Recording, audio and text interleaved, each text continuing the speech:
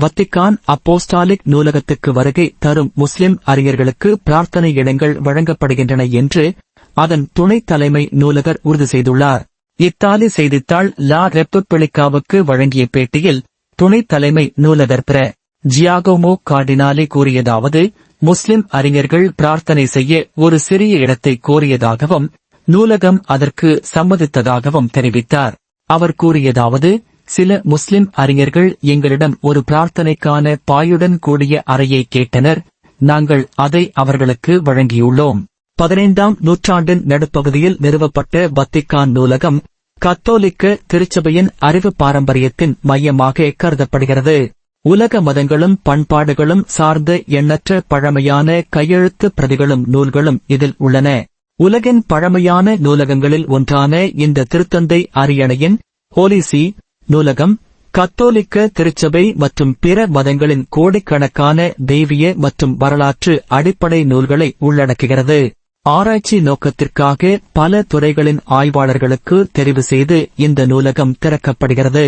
நூலகத்தின் துணைத் தலைமை பொறுப்பாளர் ஜியாகோமோ கார்டினாலி கூறியதாவது, முஸ்லிம் அறிஞர்கள் பிரார்த்தனை செய்வதற்காக பாயுடன் கூடிய ஒரு அறையை கேட்டனர். நாங்கள் அதை அவர்களுக்கு வழங்கியுள்ளோம் என்றார். மேலும் இந்த நூலகத்தில் மிக பழமையான குரான் பிரதிகளும் எபிரேய, எத்தியோப்பிய, அரபு மற்றும் சீன மொழி நூல்களும் உள்ளன எனவும் விளக்கினார். நாங்கள் ஒரு உலகளாவிய நூலகம் என்று கார்டினாலி கூறினார். முஸ்லிம்களுக்கு பிரார்த்தனைக்கான இடம் வழங்கிய முடிவு சர்வதேச கல்வியாளர் சமூகத்தை வலுப்படுத்தும் வத்திக்கானின் முயற்சியின் ஒரு பகுதியாகும் என்றும் அவர் தெரிவித்தார். இந்த திருச்சபை நூலகம் ஒரு குறிப்பிட்ட மதக்குழுவுக்கு சொந்தமான அறிவை அல்லாது மனிதகுலத்தின் பகரப்பட்ட அறிவை போற்றுகிறது என்று கார்டினாலி மேலும் கூறினார். மற்ற மதங்களின் நடைமுறைகளுடன் ஒப்பிடும்போது வத்திக்கான் எடுத்த இந்த முடிவு முற்றிலும் மாறுபடுகிறது. சில மதங்கள் கிறிஸ்தவர்களை தங்களின் புனித இடங்களுக்கு செல்வதற்கு தடை செய்கின்றன அல்லது கடுமையாக கட்டுப்படுத்துகின்றன. உதாரணமாக, இஸ்லாமின் புனித நகரமான மக்காவிற்கு முஸ்லிமல்லாதவர்கள் செல்வது அனுமதிக்கப்படவில்லை. கார்டினாலி கூறியதாவது, இந்த நூலகத்தில் மிக பழமையான குரான் பிரதிகளும் எபிரேய, எத்தியோப்பிய, அரபு மற்றும் சீன மொழி நூல்களுடன் சேர்த்து பாதுகாக்கப்பட்டுள்ளன. நாங்கள் ஒரு உலகளாவிய பொது நூலகம் என்று அவர் விளக்கினார். அவர் மேலும் இந்த நூலகத்தில் உள்ள சில அபூர்வமான ஆவணங்களையும் குறிப்பிட்டார். அதில் ஜப்பானிற்கு வெளியே உள்ள பழமையான மத்திய கால ஜப்பானிய காப்பகமும் அடங்கும். அதை 1920களில் ஜப்பானில் வாழ்ந்த சேலேசியன் மறைமாவட்ட மிஷனரி பிர. மாரியோ மரேகா கண்டுபிடித்து பாதுகாத்தார். கார்டினாலியின் கூற்றுப்படி அந்த மிஷனரி சில குழந்தைகள் பழைய கையெழுத்து பிரதிகளை உருட்டி செய்து ஒரு பந்துடன் விளையாடுவதை கவனித்தார். அதன் மதிப்பை உணர்ந்த அவர் அந்த ஆவணங்களை இடிந்த கோட்டையிலிருந்து மீட்டார். இதனால் அவை பின்னர் ஹிரோஷிமா அணுகுண்டு தாக்குதலின் அழிவிலிருந்து காக்கப்பட்டன. அது ஒரு அபூர்வ அதிர்ஷ்டமோ அல்லது மேலிருந்து வந்த உந்துதலோ இருக்கலாம் என்று கார்டினாலி கூறினார். இன்றைக்கு வத்திக்கான் நூலகம் சுமார் 80,000 கையெழுத்து பிரதிகளையும் 50,000 காப்பக பதிவுகளையும் 2 மில்லியனுக்கு அருகில் அச்சு புத்தகங்களையும் 100,000க்கும் மேற்பட்ட செதுக்கப்பட்ட ஓவியங்கள், நாணயங்கள் மற்றும் பதக்கங்களையும் கொண்டுள்ளது.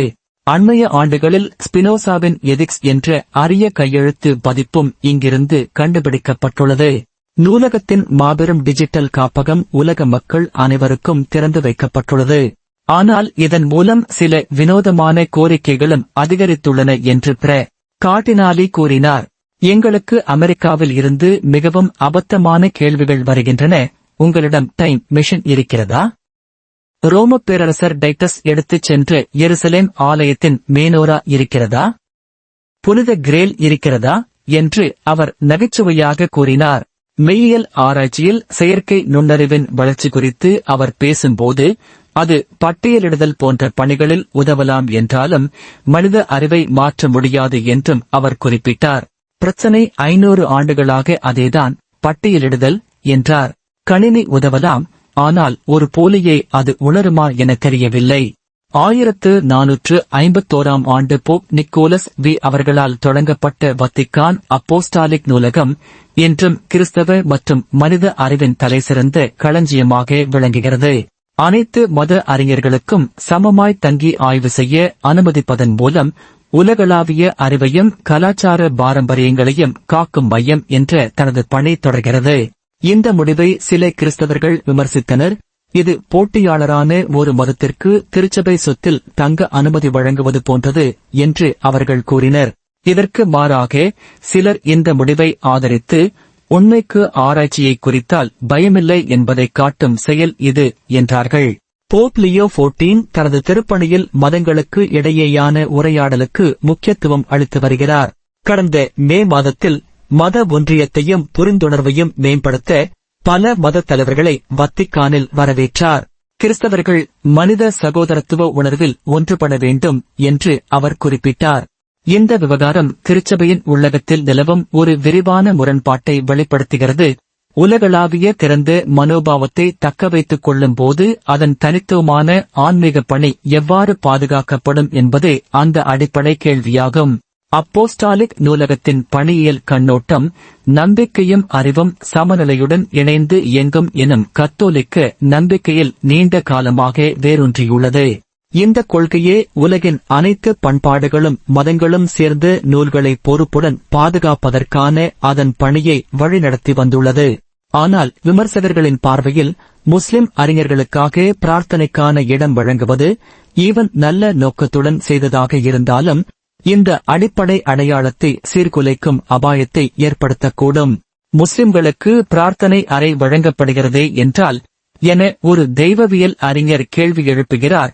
யூதர், இந்துக்கள் அல்லது புத்தமத அறிஞர்கள் அதே கோரிக்கைகளை வைத்தால் என்ன செய்வீர்கள்? வத்திக்கான் அனைத்து மதங்களுக்கும் தனி பிரார்த்தனை அறைகள் அமைக்குமா? தற்போதைய போப் லியோ கூறியதாவது, இது அவரது முன்னோடி போப் பிரான்சிஸின் பணியுடனும் ஒத்ததாகும். போப் பிரான்சிஸ் மத ஒன்றியத்தையும் மதங்களுக்கு இடையேயான உரையாடலையும் ஊக்குவித்தார் என்றார். தன் சொற்களாலும் செயல்களாலும் போப் பிரான்சிஸ் புதிய சந்திப்பு வழிகளை திறந்தார். உரையாடல் என்ற கலாச்சாரம் தான் பாதை, ஒத்துழைப்பு என்பது நடைமுறை கோடு, பரஸ்பர புரிந்துணர்வுதான் முறை என்று வலியுறுத்தினார் என்று லியோ கூறினார். மேலும் அவர் இதை செய்யும் போது மனிதர்கள் இடையேயான உறவை முன்னிலைப்படுத்தினார். திருச்சபை ஒற்றுமையை குறைக்காமல் சந்திப்பு என்ற மனித தன்மையை உயர்த்தி பேணினார் என்று அவர் சேர்த்தார். வத்திக்கானின் உள்ளகத்தில் இதற்கு வந்த எதிர்வினை குறிப்பிடத்தக்க அளவில் அமைதியாக இருந்தது. பல அதிகாரிகள் இந்த பிரார்த்தனை அறையை நூலகத்தின் பணியையும் அதன் சூழலையும் மாற்றாத ஒரு சிறிய மரியாதை செயல் என கருதுகின்றனர். இந்த சூழ்நிலையை நன்கு அறிந்த ஒரு காப்பக பொறுப்பாளர் பெயர் வெளிவர விரும்பாமல் கூறினார், இது ஒரு அறை மட்டுமே, எந்த கருத்துரையும் அல்ல. அந்த கையெழுத்து பிரதிகள் தாமே எந்த பிரார்த்தனை பாயையும் விட வலுவாக பேசுகின்றன. இந்த முயற்சி திருச்சபையின் உரையாடல் நோக்கத்தை பிரதிபலிப்பதாக ஆதரவாளர்கள் வலியுறுத்துகின்றனர். அதிகமான மத பன்மை கொண்ட உலகுடன் தொடர்பு கொள்ளும் முயற்சியில் சமீபத்திய பல தசாப்தங்களாக இந்த திறந்த மனப்பான்மை திருச்சபையால் முக்கியமாக வலியுறுத்தப்பட்டுள்ளது. ஆனால் இதே சம்பவம் வத்திக்கான் எதிர்கொள்ள வேண்டிய நுட்பமான சமநிலையையும் வெளிப்படுத்துகிறது. தன் அடையாளத்தை சிதைக்காமல் மற்றவர்களை வரவேற்பது என்னும் சவாலில் அது எவ்வாறு பயணிக்கும் என்பது முக்கியமாகிறது. இந்த விவாதம் தொடரும் நிலையில் அந்த சிறிய பிரார்த்தனை அறை கூட உலகளாவிய திருச்சபையாகவும் அதே சமயம் தனது கத்தோலிக்க அடையாளத்தை உறுதியாக காக்க முயலும். இந்த செய்தி உங்களுக்கு பிடித்திருந்தால் இந்த சேனலை சப்ஸ்கிரைப் செய்யுங்கள். அத்தோடு லைக் பண்ணுங்கள். உங்களுக்கு வேண்டியவர்களோடு இந்த செய்தியை ஷேர் செய்யுங்கள். இதை கேட்கின்றவர்களுக்கும் இதன் மூலம் நன்மை கிடைக்கட்டும். நன்றி.